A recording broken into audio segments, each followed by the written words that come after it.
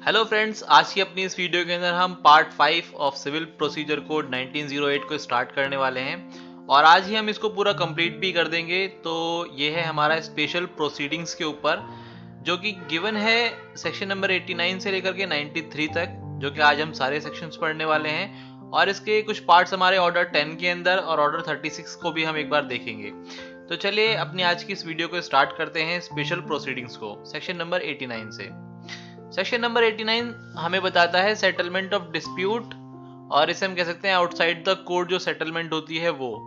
तो इसके अंदर क्या होता है, सेक्शन नंबर 89 को एक बार देख लेते हैं। ये कहता है where it appears to the court that the exist element of settlement. Exist element of settlement का मतलब ये है कि सपोज कीजिए कि दो पार्टीज हैं, एक प्लेंटिफ है और एक डिफेंडेंट है। वो कोर्ट में आती है किसी मुद्दे को लेकर के, किसी मामले को लेकर के कि जनाब इससे मेरे को ये लेना है। सामने वाला कहता है कि जी मेरे को इसको सिर्फ इतना देना है। तो अगर कोर्ट को ऐसा लगता है कि कहीं ना कहीं पार्टीज के बीच में कोई एलिमेंट ऐसा है कि ये दोनों आपस में सेटल कर सकते हैं, तो कोर्ट नहीं चाहेगी कि कोर्ट के अंदर ये लोग आते रहें और इनका टाइम भी खराब हो और काफी लंबा टाइम लग जाए इनको जस्टिस मिलने के लिए।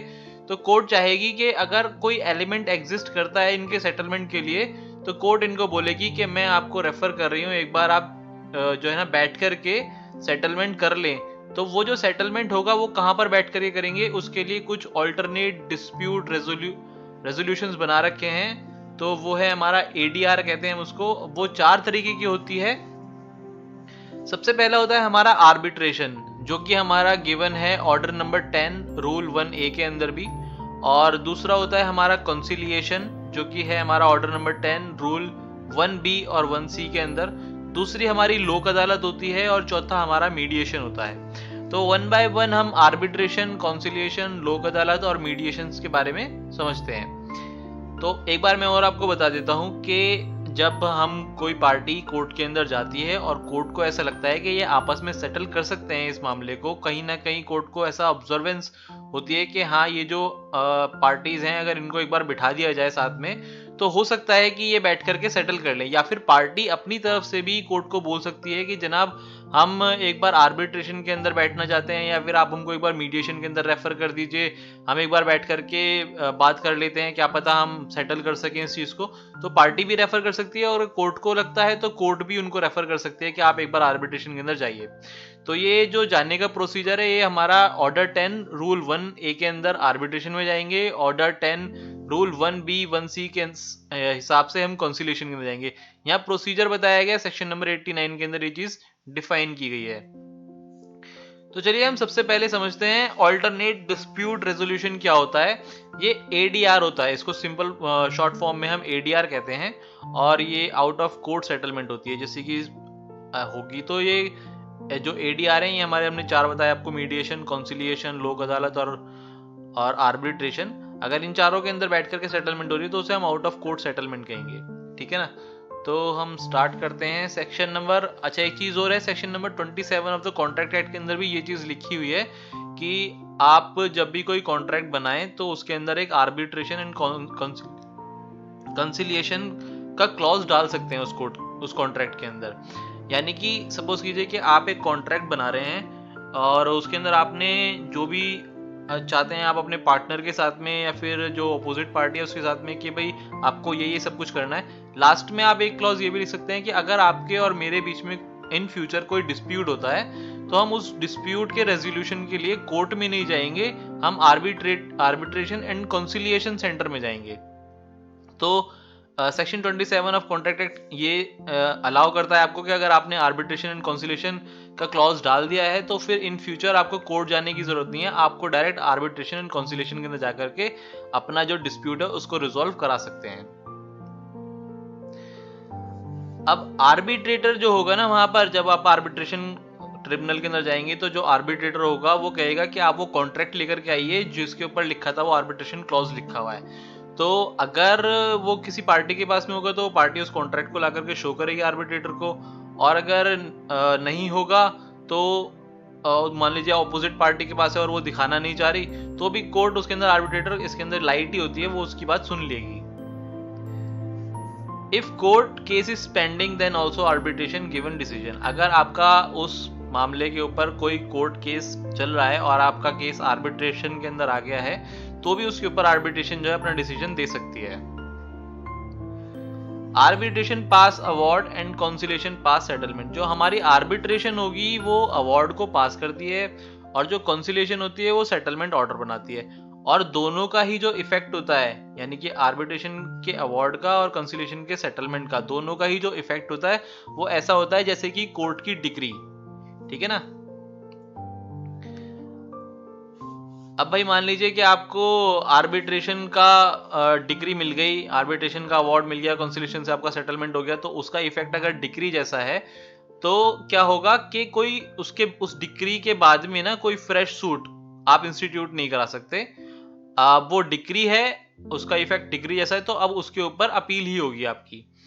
तो order of the arbitration and conciliation is passed on merit, और ये जरूरी चीज है कि वो जो आपका कंसिलेशन और आर्बिट्रेशन हुआ है वो मेरिट के ग्राउंड पर ही आपका पास हुआ होना चाहिए। अगर आपके मेरिट के ग्राउंड के ऊपर आपका जो भी फैसला आया, अगर वो मेरिट के ग्राउंड पर आया है तो उसको डिग्री माना जाएगा और उसके ऊपर फ्रेश सूट नहीं आएगा, और उसके ऊपर अगर आपको जाना है तो उसके लिए आपको अपील में जाना पड़ेगा। और अगर वो डिग्री मेरिट के ऊपर नहीं आई है, वो अवार्ड मेरिट के ऊपर नहीं है, तो आप फ्रेश सूट को फाइल कर सकते हैं। अवार्ड को आप सेट असाइड करा सकते हैं या फिर आप अपील के लिए जा सकते हैं। अगर वो पास हुई है मेरिट पे, क्योंकि उसके ऊपर रेस जुडिकाटा का बार लग जाता है, इसलिए आप उसके ऊपर फ्रेश सूट नहीं लेकर के आ सकते।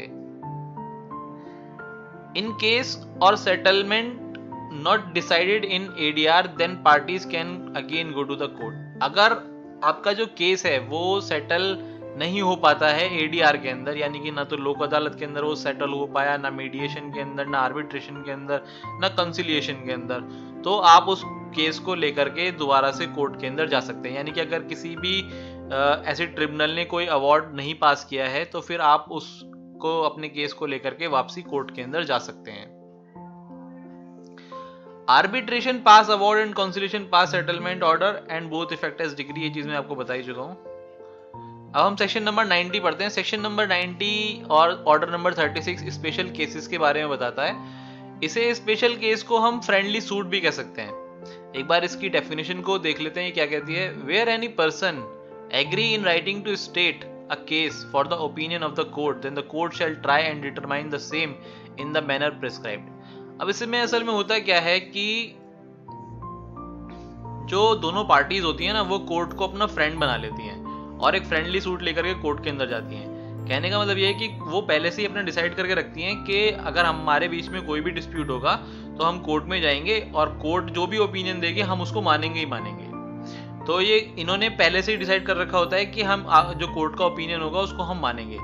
तो the court shall try and determine the same in the manner prescribed, जो मैनर उन्होंने बताया होता है उसी के अंदर उस कोर्ट उस केस को ट्राई करती है और डिटरमाइन करती है।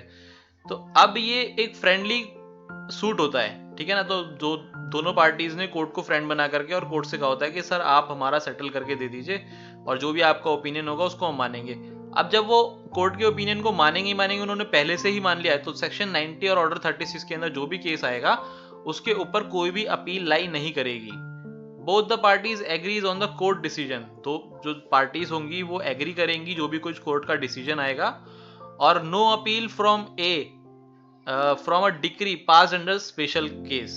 ऑर्डर नंबर 36 का रूल 6 हमारा यही कहता है कि इसके ऊपर कोई भी अपील लाई नहीं करेगी अगर वो डिग्री पास हुई है स्पेशल केस के अंदर। अब सेक्शन नंबर 91 देखते हैं। सेक्शन नंबर 91 हमारा पब्लिक न्यूसेंस के बारे में बात करता है। तो पब्लिक न्यूसेंस हमारा कहाँ डिफाइन किया गया है। सबसे पहले तो ये आईपीसी के अंदर सेक्शन नंबर 268 के अंदर डिफाइन किया है।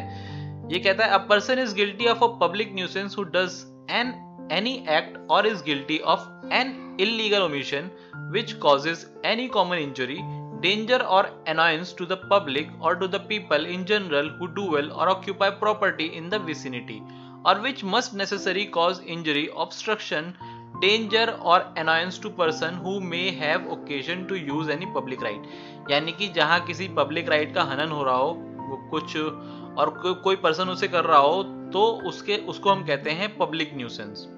तो ये हमारा सेक्शन नंबर 133 ऑफ सीआरपीसी के अंदर भी पब्लिक न्यूसेंस के बारे में बताया गया है, टॉर्ट के बारे में बताया गया है, और सेक्शन नंबर 91 के अंदर जो कहता है वो एक बार देख लेते हैं। इसका सबसेक्शन 1 कहता है in the case of public nuisance and other wrongful act affecting और likely to affect the public, a suit for the declaration and injunction or for such other relief as may be appropriate in the circumstances, the case may be instituted। तो यहाँ पर जो section number 91 के अंदर है वो सिर्फ इतनी सी बात बताई गई है कि अगर पब्लिक न्यूसेंस होती है तो कौन कौन है जो पब्लिक न्यूसेंस का केस लेकर के कोर्ट के अंदर आ सकते हैं। तो सबसे पहले तो हमारा जो एडवोकेट जनरल होते हैं तो वो केस को लेकर के कोर्ट के अंदर आ सकते हैं, और दूसरा कोर्ट की परमिशन से with the leave of the court 2 या 2 से ज्यादा लोग एक स्पेशल, और उनको वो दो no special damage has been caused to such person, भले ही उनको वो स्पेशल डैमेज ना हो रहा हो, by reason of such public nuisance और अदर रॉन्गफुल एक्ट। तो वो 2 या 2 से ज्यादा लोग होने चाहिए, भले ही उनको वो स्पेशल डैमेज ना हो रहा हो, लेकिन उसके लिए उनको कोर्ट की परमिशन यानी लीव ऑफ द कोर्ट चाहिए होगी, या फिर एडवोकेट जनरल। ये दोनों ही पब्लिक सेक्शन 91 के अंदर पब्लिक न्यूसेंस का केस लेकर के कोर्ट के अंदर आ सकते हैं। इतनी सी बात हमारा सेक्शन नंबर 91 बताता है। सेक्शन नंबर 92 बात करता है पब्लिक चैरिटी यानी कि पब्लिक ट्रस्ट के बारे में। तो इसके अंदर भी सिर्फ इतनी सी ही बात बताई गई है कि अगर जो पब्लिक ट्रस्ट है उसके लिए कौन केस लेकर के कोर्ट के अंदर आ सकता है अगर उसके अंदर कुछ गड़बड़ चल रही है। तो सबसे पहले तो हमारा एडवोकेट जनरल ही है, और दूसरा है कि अगर कोई ट्रस्ट का जो ट्रस्ट का जो वो है पार्टी है, मतलब जो ट्रस्ट के अंदर इंटरेस्ट रखता है, अगर उसको कुछ लगता है तो फिर वो भी उसको केस को लेकर के वहां पर आ सकता है। कोर्ट जैसे कि इसके अंदर डिसीजन दे सकती है, अगर कोई ट्रस्टी कुछ गलत कर रहा है तो उसको रिमूव कर सकती है, कोई नया ट्रस्टी अपॉइंट कर सकती है। तो इस तरीके से जो भी पब्लिक ट्रस्ट के अंदर अगर प्रॉब्लम्स हैं उनको सॉल्व करने के लिए एडवोकेट जनरल या फिर जो पर्सन है जो ट्रस्ट के अंदर इंटरेस्ट रखता है तो वो कोर्ट के अंदर केस लेकर के आ सकता है। इतनी सी बात हमारे सेक्शन 92 बताता है।